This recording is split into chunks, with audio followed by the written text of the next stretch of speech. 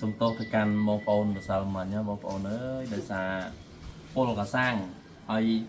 กองร้านชวนร้านมาตำเฮงน้องปีเตะกอบสระเต๋อ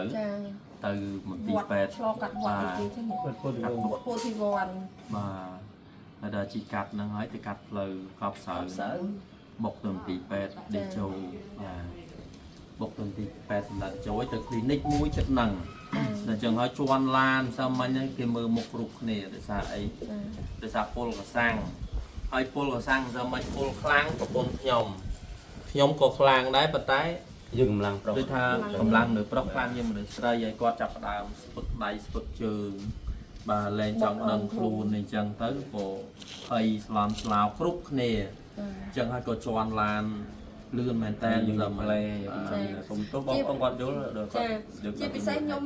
ปรับแต่กองลานเท่าเนยจุดกับเพลย์ส่งเพลย์กว่าแต่ให้ยังจุดโหดเป็ดเราหดมองดูเยอะมีลานสลายเยอะมีลานเป็ดเนาะคือไม่ชีวิตยืนสครูไอ้ตะวันสัน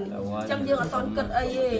ยืนกระทางบางคนโยจะล้อมทายยืนชีลานเฉลยยืนไอ้เจตามเลยไอ้นั่งยืนดังทำไมจังยืนมีนมาทัวร์วิดีโอ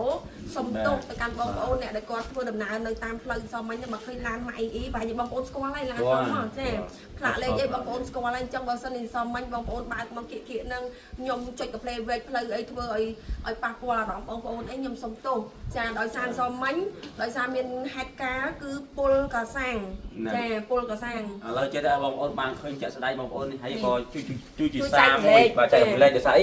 បងប្អូនមើលតាម YouTube ដឹងហើយថាពលកសាំងហ្នឹងពលវាមិនហិចយើងពិសោធន៍កសាំងពិសោធន៍វាមិនគេប្រាប់តាម YouTube ចាធ្វើមកគឺវាអញ្ចឹងមែនចា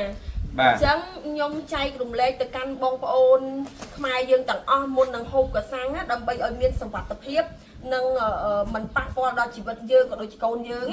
ចាបងប្អូនទិញកសាំងមកមុននឹងឆ្លបងប្អូនកាប់ឲ្យបងប្អូនចាពុះកសាំងទី2ឲ្យបងប្អូនយកត្រប់បញងយកមញីនៅលើនឹងសិនកាត់ត្រប់បញងទី2ឲ្យបងប្អូនញីលើនឹងសិនទៅ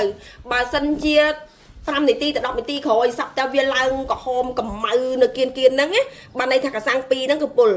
អានេះយើងញីចាអានេះយើងញីដូចគ្នាឃើញទេញីត្រប់បញងដូចគ្នាប៉ុន្តែវាអត់ឡើងទេអញ្ចឹងបានន័យថាកសាំងនេះអត់ពុលទេបាទហើយអាហ្នឹងស្លម្សិលមិញហ្នឹងហើយអានេះយើងកាត់ស្លលហុងមិនត្រូវហើយអញ្ចឹងវិធីដែលបងប្អូនយើងប្រយ័ត្នគឺមុននឹងស្លត្រូវតែយកត្រប់បញងមកញីសិនបើញីឲ្យឃើញចេះយើងស្លញ៉ាំទៅមែនទេតែបើញីឲ្យឃើញចេះបងប្អូនត្រូវតែបោះចោលលាងដៃឲ្យស្អាតចា